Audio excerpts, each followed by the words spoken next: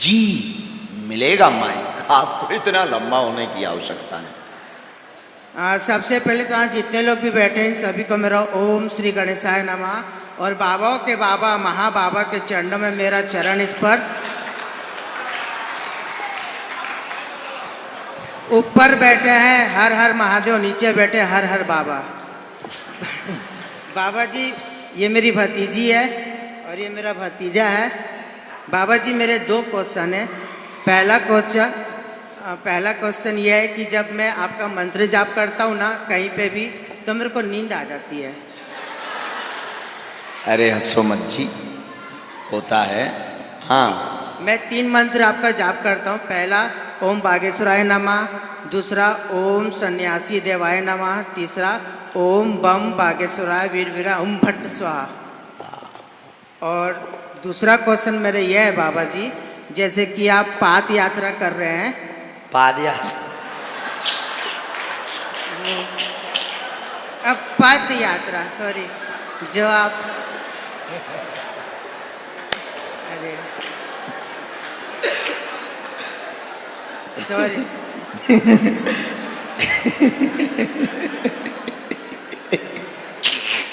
बाबा जी आप जो पद यात्रा कर रहे हैं ये बहुत अच्छी बात है। मैं चाहता हूं कि हमारे छत्तीसगढ़ में, मैं गौ सेवा से जुड़ा हुआ हूं बाबा जी, आपके आशीर्वाद से। हम गौ सेवा वाले कई सालों से प्रयास कर रहे हैं कि हमारी प्यारी सी जो माँ है गौ माँ, उनको राष्ट्र माँ का दर्जा घोषित करते हैं यहाँ की सरकार, लेकिन वो नहीं कर रही है। तो मैं चाहता हूँ क्यों नहीं आप हमारी माँ के लिए थोड़ी दूर के लिए पद यात्रा कर सकते हैं। जय गौ माता की। बहुत सुंदर। पहले प्रश्न का उत्तर। अंकल 4 आंखें लगा के बैठे हो, रुक जाओ।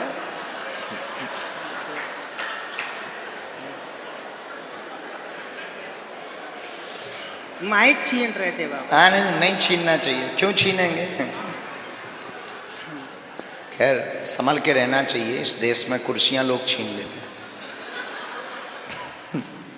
यहाँ माइक के लिए लड़ाई हो रही है, नेता लोग चेयर के लिए लड़ते हैं, बताओ।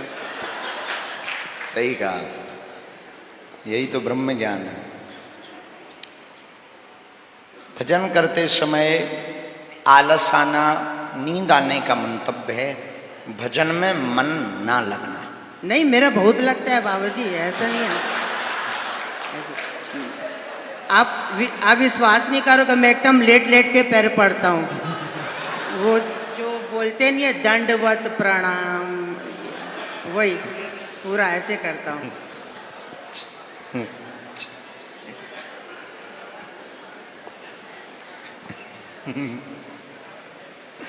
मंत्र की ही गलती है।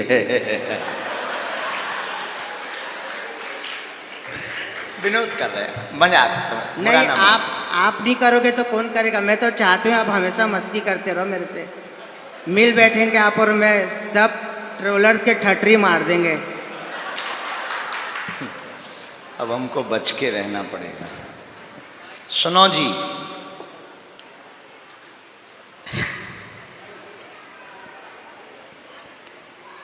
मंत्र जाप करते हुए आलस आए तो इसका मंतव्य है मन की स्थिरता नहीं है, मन नहीं लग रहा है। जिसमें मन लगता है ना, फिर ना भूख लगती है, ना प्यास लगता है, ना नींद लगती है। पर भजन करते हुए नींद आए तो समझना मन परम विश्राम पा रहा है। भजन किया ही जाता आराम के लिए। राम, आराम के लिए नहीं, राम, इसके लिए ही भजन किया जाता। और उसमें नींद आए तो बहुत ज्यादा दुखी नहीं होना चाहिए और भजन बढ़ाना चाहिए। जब नींद खुले फिर माला जपो।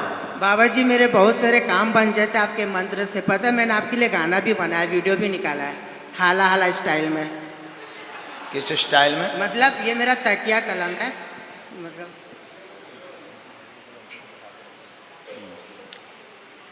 क्या बोल रहे थे हम? हाला हाला नहीं, वो मेरा एक वो है, मतलब मैंने आपके लिए एल्बम भी निकाला है, उसका नाम टाइटल है बागेश्वर का दीवाना। वाह, और पाद यात्रा तो होती नहीं। नहीं, गाना तो हम सुनेंगे। इन्होंने कहा कि आप जो पाद यात्रा करते हो, क्योंकि भगवान की कृपा से ना हमें गैस की दिक्कत है, जो चलते हैं शायद उन्हें भी नहीं होगी। पद यात्रा जो करते हैं वो एक बार छत्तीसगढ़ में कुछ ऐसा करेंगे। और गाय माता को राज्य माता होना चाहिए। एक बार आप माइक से बोल दीजिए विष्णुदेव साय अंकल को कि गौ माता को राष्ट्र माँ घोषित कर दे। तो राज्य माँ कर सकते हैं, वो राष्ट्र माता तो केंद्र से पास होगी। हम अपनी तरफ से कांटेक्ट है, अभी कॉल लगा दो, बस मेरी गौ माँ को राष्ट्र माँ घोषित करवा दो। आई लव गौ माँ। वो हाला हाला बताओ, इधर आओ। बाबा जी एक बार मेरी भतीजी कुछ बोलना चाह रही है। अरे हाला तो बता। वो हमने वो काय को बनी है, इस तरफ ही आओ आप। मेरा इंट्रो है बाबा जी, इंट्रो देता हूँ आपको। या हाला हाला हाला हाला हाला हाला baby, hey you know me who I am, it's your lover boy, तूफानी Kushagra Solanki baby. Yeah, hala hala hala hala hala hala hala hala hala hala hala, you let's do it baby। I love you बाबा जी, मेरी जान हो आप।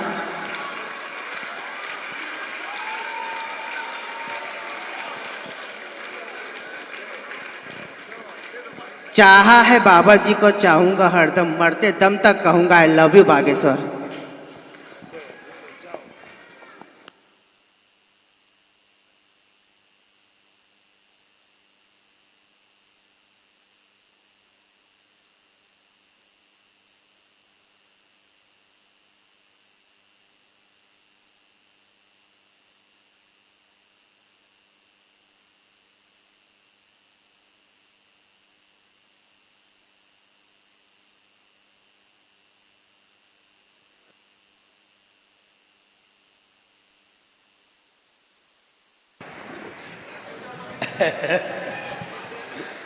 जय हो भैया।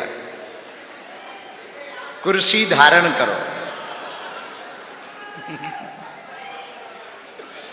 रामचंद्र भगवान की।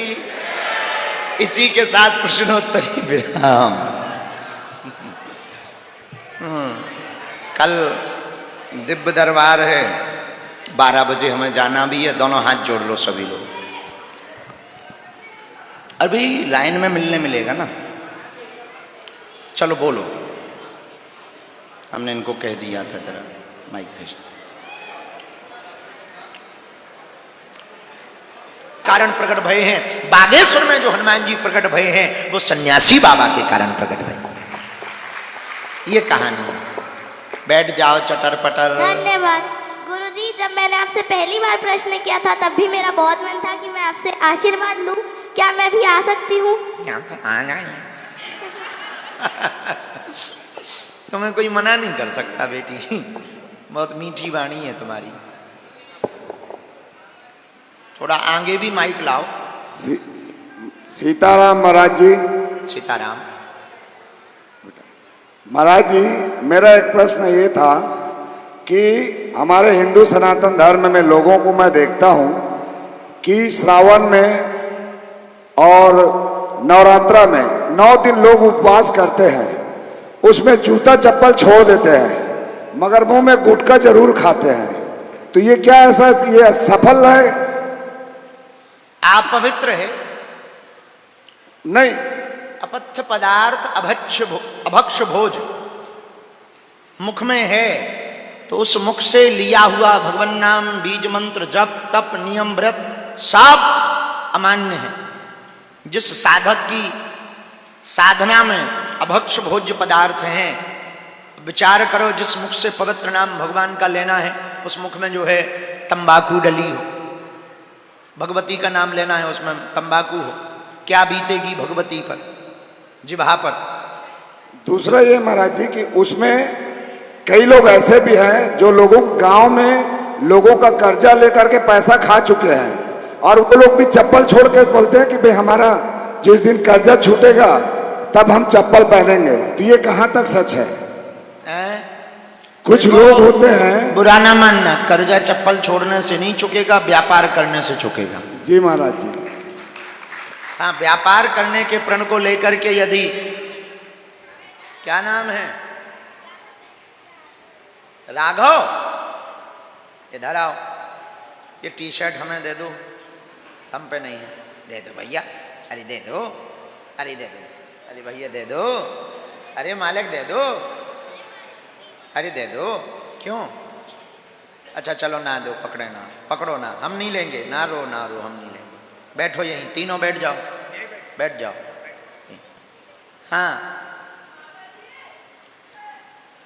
आपको भी देंगे, बोलो। हाँ ना। 2023 में वहाँ आई थी बागेश्वर धाम, आप रायपुर आए। कब? 2023 में। मैं आते रहती हूँ, 8-7 बार चली गई वहाँ पे मैं। हाँ। पर मैं आपको देखी भी नहीं थी और मिली भी नहीं थी, तब से कृपा हो रही है। 1 महीना कंटिन्यू आप मेरे सपने में आए, 1 महीना, जब तक मैं रायपुर की कथा में नहीं आ गई तब तक आए।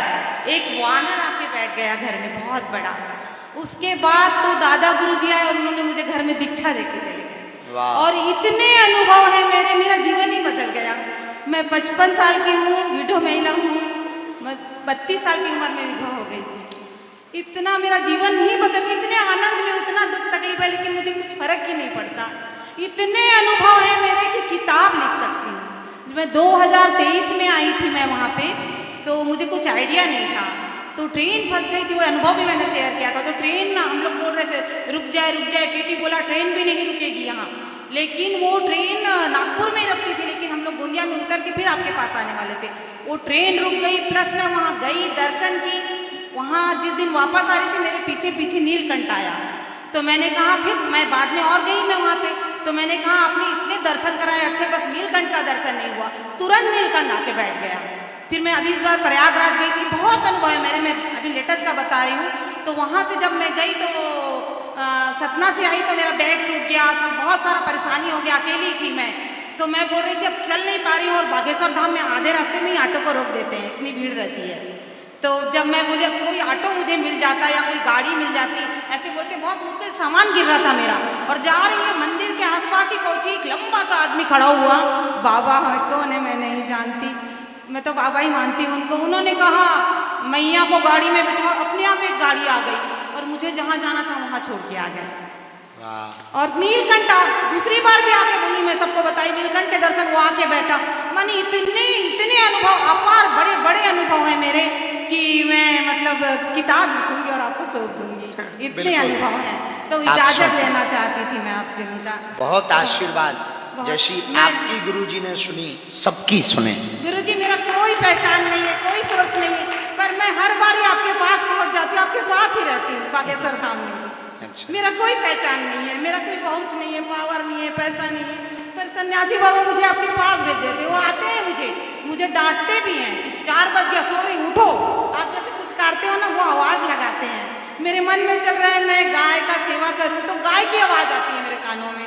और इतने अलग अनुभव, वो तो बता नहीं सकती मैं। उस सन्यासी बाबा की मैं साधना भी ले ली हूँ, बहुत सुंदर, आपकी दीक्षा भी ले ली हूँ। मेरा बहुत जीवन आनंद में बीत रहा है। ऐसी कृपा बनाए रखे मुझ पर, सदैव प्रसन्न रहो, खुश रहो। जय हो। सीताराम सीताराम। पीछे माइक।